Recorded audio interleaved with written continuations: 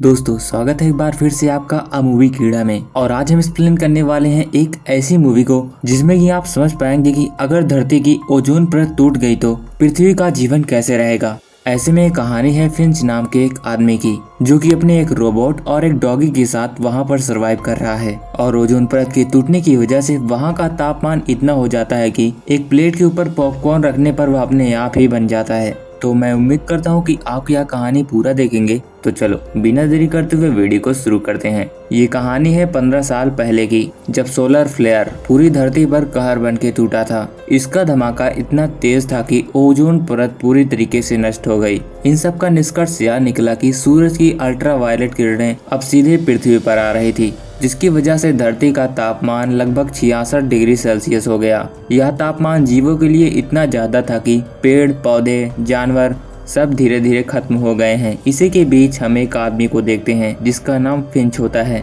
वह अपना एक सुरक्षा कवच वाला सूट पहनकर बाहर अपने डॉग के साथ निकला हुआ था और उसकी कलाई पर एक मशीन बनी हुई है जिस पर वह देख सकता है कि रेडिएशन कहाँ ज्यादा है कहाँ कम। और अभी उसके साथ एक ऐसा रोबोट था जो कि एक कुत्ते के ढांचे में था। वह कुछ खाने की तलाश में एक बंद स्टोर में जाता है जहां पर उसे एक लाश दिखाई देती है, लेकिन वह उसे इग्नोर करते हुए आगे बढ़ता जाता है। हालांकि वहां पर उसको खाने को कुछ नहीं मिला, लेकिन एक कुत्ते का खाने वाला कैन मिल जाता है। यह देखकर फिंच कहता है कि आज कोई तो खुश होने वाला है। जिसके बाद वह स्टोर के बाहर आकर दीवार पर एक निशान बना देता है ताकि उसे यह पता लग सके कि वह पहले भी यहाँ से गुजर चुका है। वह अपने ट्रक में बैठता है और देखता है कि कहाँ कहाँ वह जा चुका है और अपना ट्रक लेकर दूसरी दिशा में निकल जाता है। रास्ते में जितनी भी गाड़ियां खड़ी होती है वह अपने ट्रक से साइड करते हुए उनसे निकलता रहता है। जब फिंच ड्राइव कर ही रहा था तभी उसकी डिवाइस बीप करने लगती है, जिसमें कि उसे पता लगता है कि वहां पर एक बड़ा सा तूफान आने वाला है। फिंच यह सब देखकर तुरंत ही अपना ट्रक घुमाता है और वापस चला जाता है और आखिरकार वह अपने इलाके में सुरक्षित पहुंच जाता है।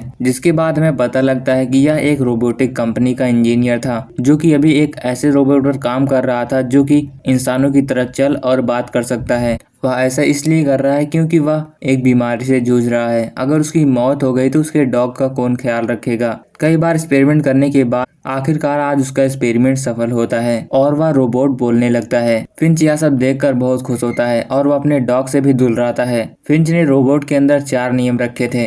पहला, कोई भी रोबोट इंसान को नुकसान नहीं पहुंचाएगा। दूसरा, कि उसके डॉग का ख्याल रखना है। और तीसरा, इंसान को खतरे में नहीं डालेगा। और चौथा, सबसे इम्पोर्टेंट रूल, अगर वह कभी गैर मौजूद रहा तो वह उसके डॉगी का उसकी तरह ख्याल रखेगा। फिंच रोबोट से ऐसा सब पूछ ही रहा था तभी वहां पर बिजली चली जाती है। जब फिंच छत पर जाकर उसकी लाइट सिस्टम ठीक करता है तभी वह देखता है कि उनकी ओर एक बड़ा सा तूफान बढ़ रहा है। फिंच तुरंत ही नीचे आकर अपने रोबोट से कंप्यूटर कनेक्ट करता है और अपने रोबोट से पूछता है कि आखिरकार तूफान कब तक यहाँ पहुँचेगा। रोबोट बताता है कि तूफान अगले 24 घंटे में आ जाएगा और यह तूफान 40 दिनों तक चलेगा।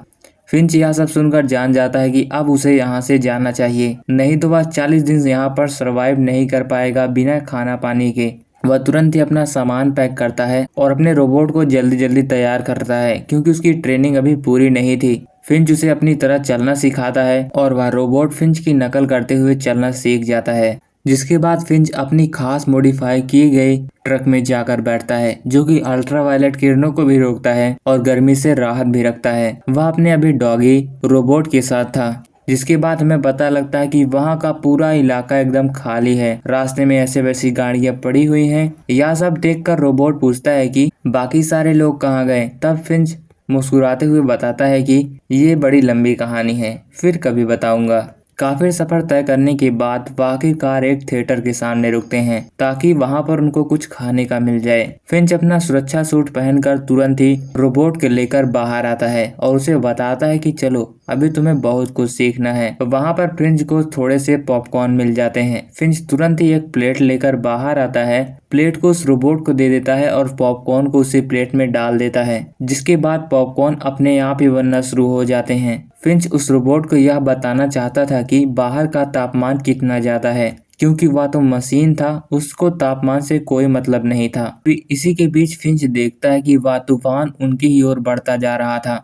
फिंच तुरंत ही अपने ट्रक में बैठता है और वहां से तेजी के साथ निकलने लगता है। अभी फिंच अपनी पूरी स्पीड में जा रहा था, लेकिन वह तूफान उनसे और स्पीड में था। इसीलिए फिंच तय करता है कि वह एक जगह रुककर इस तूफान के जाने का इंतजार करेंगे। इसीलिए फिंच और वह उसका रोबोट दोनों गाड़ी से उतरकर गाड़ी को नीचे कील धंसाकर उसमें बांध देते हैं, ताकि वह तूफान की वजह से उड़ न सके।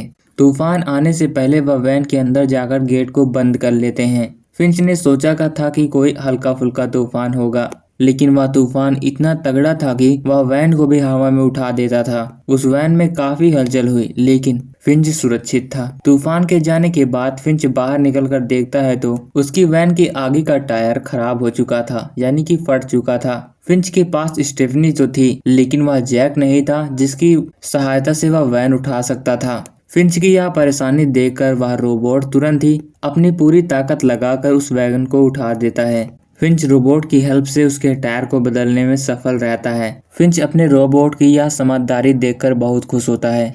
वह सोचता है कि इसका कोई नाम रखा जाए और नाम रखता है जोश। फिंच जोश से कहता है कि आज हम यहीं रुकने वाले हैं। रात बीत जाती है, वे सभी आराम से सो जाते हैं। सुबह होती है तो हम देखते हैं कि जैसे सूरज की किरणें गाड़ी पर पड़ती हैं, वैसे उसका सोलर पैनल अपने आप खुल जाता है और हम वैन में देखते हैं कि जोश उस कुत्ते की नकल कर रहा था, जिसकी वजह से वह कुत्ता भौंक रहा था। फिंच आकर बताता है कि अभी जोश तुम्हें ये कुत्ता पसंद नहीं करता, लेकिन धीरे धीरे तुम दोनों घुल मिल जाओगे।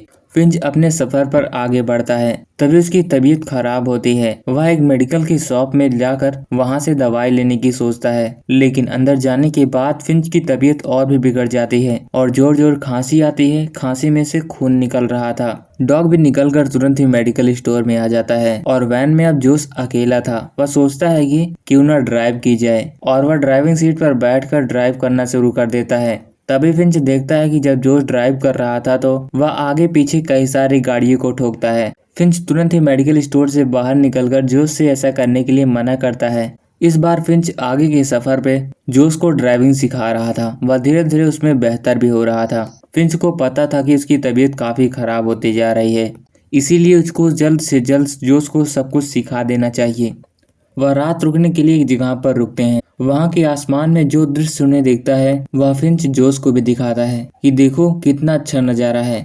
तभी जोश अपनी जिज्ञासावश पूछता है कि अगर हम सूरज की रोशनी में नहीं जा सकते तो हमें रात में सफर करना चाहिए। इस पर फिंच बताता है कि ऐसे कई सारे लोग हैं जो कि एक दूसरे को मारते हैं ताकि उसका खाना चुरा सकें, इसीलिए हम दिन को सफर तय करते हैं जब वे लोग घर के अंदर होते हैं। अगली सुबह जोश देखता है कि फिंच काफी खांस रहा था और उसकी तबीयत काफी खराब थी, इसलिए वह तुरंत ही उसके ऊपर सिर पे एक गीला तौलिया रखता है ताकि उसका बुखार उतर सके और खुद ड्राइव करते हुए उसने सफर में आगे बढ़ता रहता है। तभी जोश एक सुनसान सिटी में पहुंच जाता है। वह तुरंत ही वहां पर वैन रोककर खाने की तलाश में एक स्टोर के अंदर जाता है।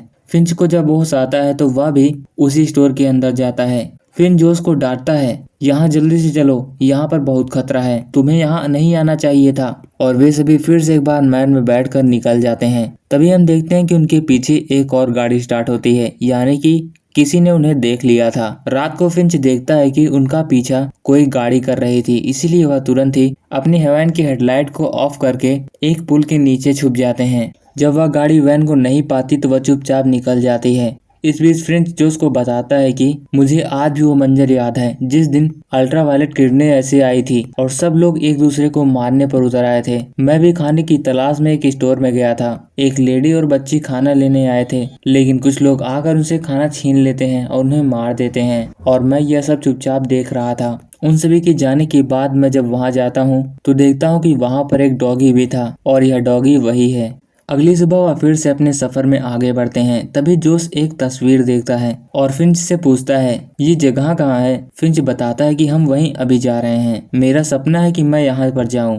तभी एक अचानक से तितली वैन की खिड़की पे आकर टकराती है। जोश यह बात तुरंत ही फिंच को बताता है। फिंच जैसे ही गाड़ी से बिना सुरक्षा कवच के निकलता है, वह देखता है कि यहाँ की सूरज की किरणें एकदम ठीक थी और वह पहली बार धूप में बिना किसी सुरक्षा कवच के निकला था।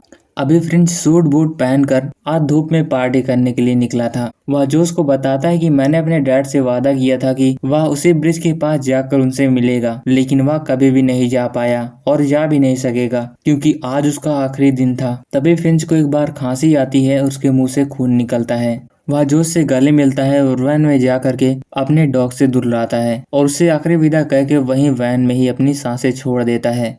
जोश वहीं पर फिंच का अंतिम संस्कार कर देता है और आगे निकल जाता है। जोश उस कुत्ते का ऐसा ख्याल रख रहा था जैसे कि फिंच रखा करता था। समय पर खाना दिया करता था, प्यार करता था, खेलता था और करीब 18 घंटे का लंबा सफर तय करने बाद आखिरकार वह उसी ब्रिज के पास पहुंच जाता है जहां पर फिंच की ख्वाहिश थी, उसका ड्रीम लैंड था, और उस फोटो को वहीं पर चिपका देता है जिसमें कि तीनों की तस्वीर बनी थी। तभी जो उसकी नजर एक चिट पर जाती है जिसमें कि लिखा था कि अगर कोई सर्वाइवर यहाँ आता है तो यहाँ मेरे घर आ सकता है। अब जोश और डॉग उसी की ओर निकल जाते हैं और यह मूवी यहीं पर खत्म हो जाती है। तो उम्मीद करता हूँ कि आपको यह मूवी पसंद आई होगी। तो पसंद आई हो तो वीडियो को लाइक कीजिएगा, चैनल को भी सब्सक्राइब कीजिएगा। मिलते हैं किसी नेक्स्ट वीडियो में, तब तक के लिए बाय बाय।